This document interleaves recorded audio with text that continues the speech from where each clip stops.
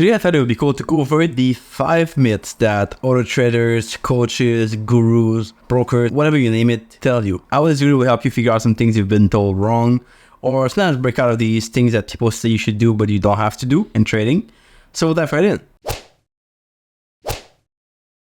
Alright, so if you want to see more videos like this, make sure to subscribe to the channel. I post these videos 3 times a week, one every Sunday, and 2 videos in the week where I teach you stuff about trading, some tips, some lessons, so you can become a better trader. We'll dive right into it with the first tip. Man, this is the biggest one. I'll get some hate comments in the comment below for sure, so if you have some fun, read the comments. It'll be fun for sure. You can only make money one way, and if you trade, you should only make money trading. Now, I cannot believe some people still say this these days, where if you're a trader, you have to make money only trading. You cannot have other ventures, other businesses. You gotta do other stuff. It's just such a big scarcity mindset, where people who don't have money think that people who have money are greedy to make more money. It just doesn't make any sense. I'm a big believer you should try to expand your income as much as you can. If you have time, if you have energy, if you can do it, try to get as many incomes as you can. Build your own empire. Even while you trade, you can invest, you can have a business, you can run different things, you can own properties that generate real estate income. You can do all these things. Now, why would you limit yourself to only trading when you know the income from trading is always up and down? There's going to be some drawdowns, some months that are tougher, some months where you have big wins, sure. But other months where you have a flu or COVID, you miss a week or two of trading, that cannot just work long term. Of course, some people will do it and they can only make money with trading and they're happy with it, but they will have some ups and downs in their equity curve. And like everyone else, they will have some good weeks, some bad weeks, and they will have to take from their savings to actually pay for their bills when they have a tough week or tough month of trading. Now, this is of course different if you're going to be a fund manager. If you manage like $300 million, sure, you can live from trading. That's your full-time job. That makes total sense. But even these people, you'll be surprised that they have income from other stuff.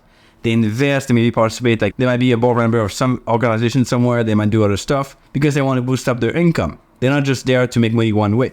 That's one of the biggest lies people are told. And I found there's a big tendency on YouTube, on social media, Instagram specifically, to kind of hide your other incomes. You say, oh, I make money trading. People therefore think you're a good trader because you make money trading.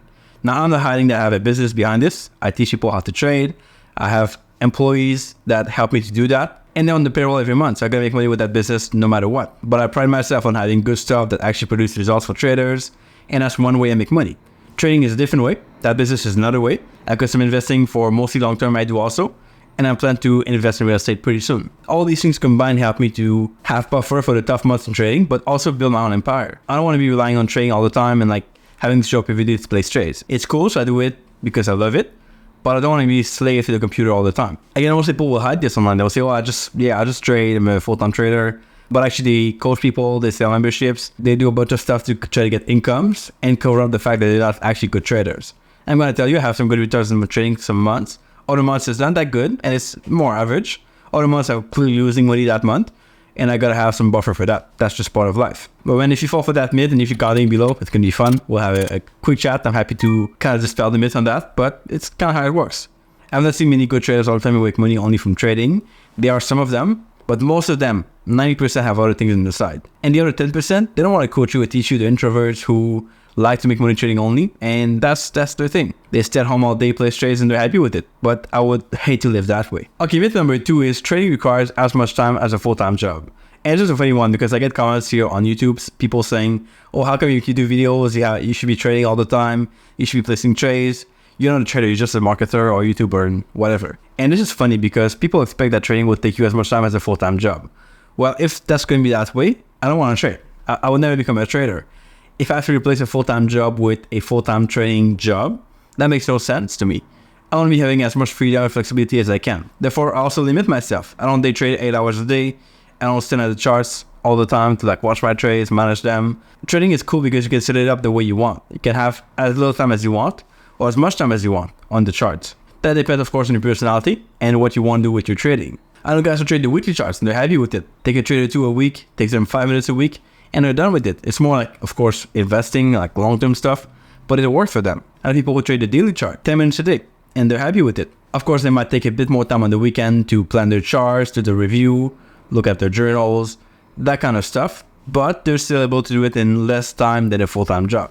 And I really believe that if you're going to trade 10 hours a day or like have all your time consumed at trading, you're doing it wrong. Now, that's me. You could be different. You could love that stuff.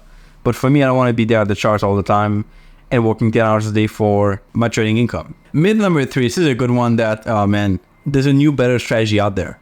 people who fall for this are going to be strategy jumping for a long time.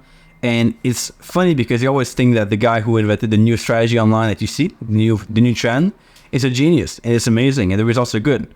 Until you get to the back test where you see it's all like the other strategies before. It's all the same thing. All the strategies that have an edge can work. And there's going to be new things coming up and new trends like these days is ICT and the smart money concept and all that stuff. It was something else before.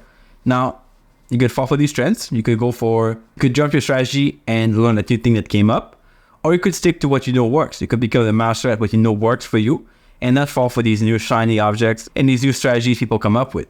The new launch trade like the banks and stuff is all stuff that people came up with to market their strategies and make them look better than the other ones, the old ones. Now, I know very few full-time traders, if not any, who trade these kind of strategies, the new stuff that comes up these days. I'm not saying it's totally bad. It could be good. You could make money with it if you commit to learning the strategies and practicing them, but they're as good as the other stuff that you had before. Now, I know I'm going to give some hate for this because people will say, oh, this is the best thing and this works. You talk crap, I've tried the other things that don't work, but this stuff works. Sure, if you're happy with it, go ahead. But if you're not happy with it, and if you keep strategy jumping because you hear a new thing, a new term on forums or online, then you're just basically shooting yourself in the foot. Along those lines, something I hear a lot, one of the biggest myths in trading is the more you know, the more you earn. Like knowledge is power. And that kind of stuff is good for a while until you realize that the more you know, the more you second guess yourself, especially in the charts. You might learn a strategy, then you learn about all these patterns on the side, and you want to learn all these tools, how they work. Then you get in the chart and you see, oh yeah, I have my pattern here, my strategy should work here, but there's this thing against it, and then I shouldn't take the trade. And the trade works out, goes in your favor, all is good, you would have in profit if only you jumped in the trade, which you didn't. Contrary to what most people think, learning more stuff, more analysis, more indicators, more tools, won't make you a better trader. Sometimes it's good to learn things and it's fun, but you don't have to use it. It's a lot better to learn what you need to learn to make money, then stay on the side, and the other things you learn them as you want on your own time for fun.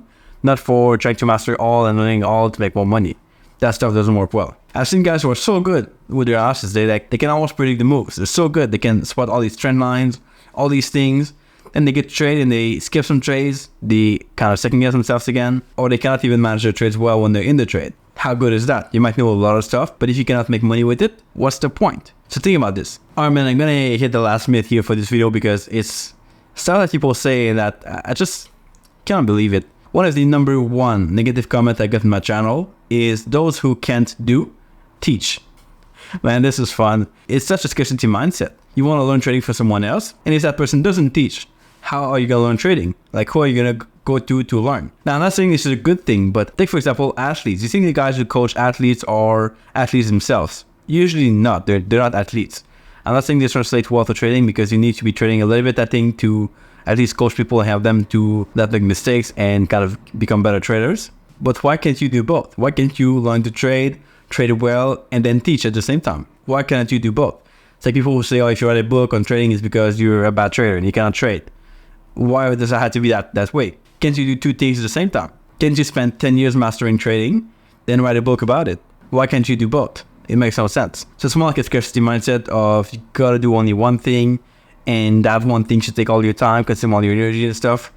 And that's just not the case. I'm not saying here everyone who teaches trading is a good trader. That's for sure. There's people who don't trade, want to teach you how to trade, and that stuff is not that cool. But at the same time, who will you learn from if all the guys who trade well don't teach? Who do you expect to coach you and teach you? I'm not saying here the big fund managers will necessarily coach traders and stuff, but some guys who do decently well can coach other traders, and that's just how it works. Alright, so I've gone through some myths here that you should not fall for, and I hope you can understand these better. Let me know in the comment section below which one you agree with, which one you don't agree with. We can have a debate here. Happy to comment and kind of reply to you back. It would be fun to chat on this. Let's keep it fun. Let's make it nice, and I'll catch you back here in the next video pretty soon.